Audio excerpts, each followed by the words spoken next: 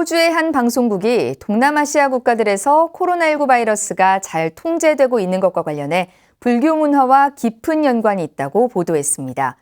유엔의 독립된 인권 전문가 5명이 티베트 11대 판첸라마와 관련한 정보를 공개하라고 중국 정부에 요구했습니다. 세계불교 소식 이은하 기자가 보도합니다. ABC 호주 방송국이 질 제임슨 국제참여불교 네트워크 집행위원과 인터뷰에서 동남아시아 국가 가운데 불교 국가들이 코로나19를 잘 통제하고 있다며 배경에 대해 물었습니다.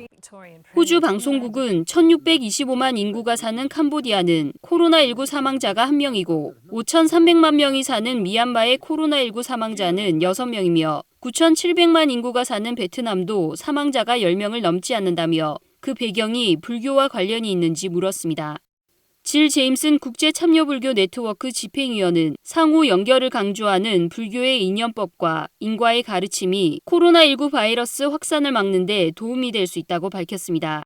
질 제임슨 위원은 어떤 규범에 대해 엄격한 준수를 지시받을 때 상호 연결을 중요하게 생각하는 불교 국가 국민들은 규범을 준수한 결과가 자신뿐 아니라 모두와 연결돼 있다는 것과 그 이익 역시 모두의 것이라는 것을 이미 알고 있다고 말했습니다.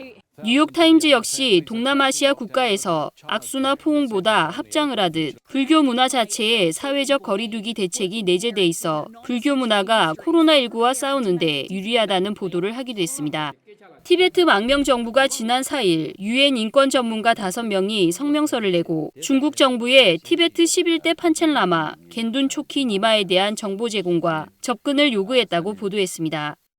또 이들 전문가는 정보 제공뿐 아니라 11대 판첸라마의 행방을 확인하기 위해 그와 만날 수 있도록 허용하라는 유엔 아동인권위의 권고에도 지지를 표했습니다.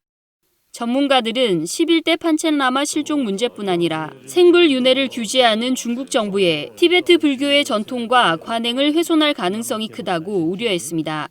특히 중국 정부가 티베트 전통과 티베트인의 염원과 반대로 14대 달라이라마 후계를 임명할 우려가 크다고 지적했습니다.